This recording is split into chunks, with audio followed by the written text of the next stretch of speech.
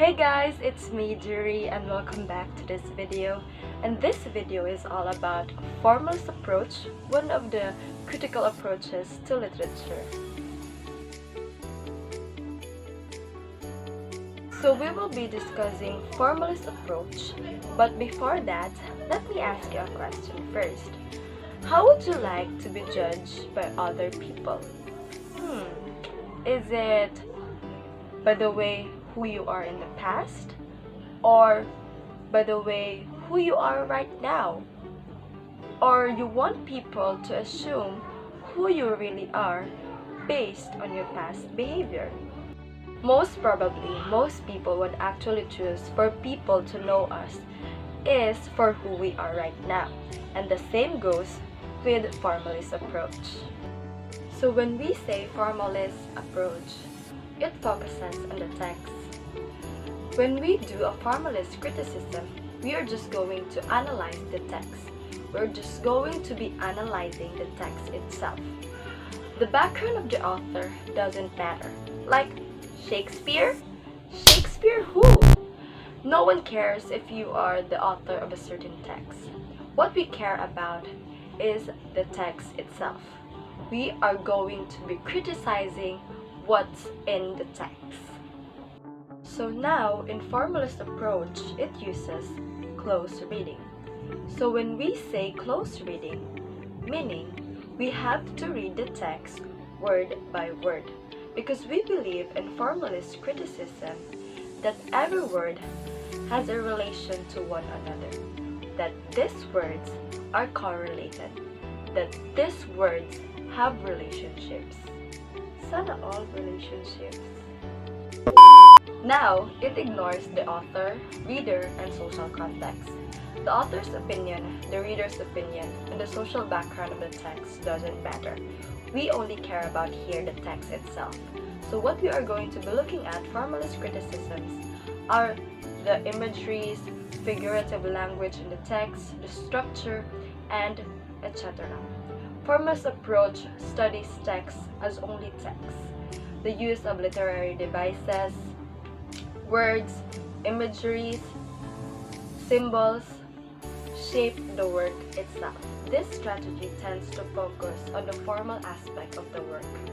Critics of formalists believe that literature is not a reflection of an artist and author. There are three main areas of the study: form and unity, diction, and incongruities or inconsistencies. Cadence, how the words sound. So in here, we can identify the sound of what is being said or how it is being said, in which it will give us the clue to who or why the character is in the work. This also includes the formal and informal language pattern like rhythm, rhyme, and sound devices. Repetition or recurrence, saying the same word, phrase, or context over and over. When an event or theme happens more than one, it will actually give a clue that it is an important part of the work. Also, formalists note that on how the context of the recurring phrase or word will change with each repetition. Structure. The story arc and character's arc are of great interest to formalists. This is where how or when the conflict was being introduced, or what plot is being used, is it a traditional plot or in medias res, and also how well the rising action was being presented, or how the characters interact with other characters. Relationship, the connection between characters. Every character is put into a story for a reason. As a reader, we need to identify and understand what is the connection or relationship for each and every character, in order for us to know and understand the meaning of the work. Denotation, dictionary defined of a word. The moment that we read a literary piece, there are some instances that we will encounter unfamiliar words used by the author. Some formalists used dictionaries in order to get the meaning of the word, like Oxford English Dictionary. So we need a dictionary in order for us to get the meaning of the word, in order for us also to know what that word stands for in the text. Etymology, the study of the evolution of the word. This is useful for some formalists because studying old text or encountering old text used by the author will help them to get its meaning during the time it was used by the use of etymology. Connotation, commonly accepted meaning of the word. Formalists usually pay attention to the context of how the piece may alter meaning to the word or phrase. Connotation also deals with emotions or associations connected to a specific word. Ambiguity, use of an open-ended word that has multiple meanings. Ambiguity occurs usually in a word, image, or event that generates two or more meaning, and it is usually considered as a flaw because it's equated with a lack of clarity and precision. However, formalists considered ambiguity a source of richness, depth, and complexity that adds to the text value. Symbol, a concrete word or image used to represent a concept. Formalists are concerned on how the symbol works and how it was used in the text. The use of symbolism should contribute to the overall effect and meaning of the work. Allusion, links from the text at hand to other works. In formalism, studying the text alone is its main objective, but the author's intentional reference, works, or event beyond the text is an important technique that formalists must take. There is a reason why the author is taking the reader outside the text, so studying allusion will reveal its reason.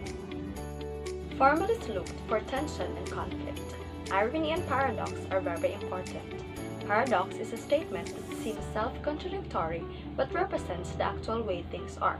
For example, it is a biblical paradox that you must lose your life in order to gain it. Irony in its simple form means a statement or event undermined by the context in which it occurs. The following description of a wealthy husband's sense of moral rectitude from Edith Wharton's House of Mirth is an example of an ironic statement. Literary conventions are the features of a literary work that define its genre.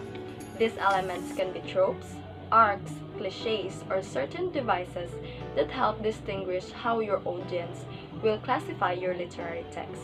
For instance, people interested in romance novels are often looking for a happy ending and unconditional love between the main love interest.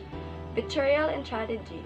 In many of Shakespeare's plays, like Hamlet, the main character's trust is violated, which is revealed to the audience through dramatic irony. The formalist will pay close attention to the internal violations and variations, like anachronism is a literary device that places someone or something associated with a particular time in history and the wrong time period. Disruptions to the internal chronology of the work. Is there any problem or disturbance that interrupt the event or work? Shifts in narrative voice, point of view, and etc. The shift of how the story is being told, like from the first person, second person, or third person, limited or omniscient. A typical action by one or more characters. Someone or something that is atypical is not typical of its kind. Or is there any unwanted actions of the character that is seen?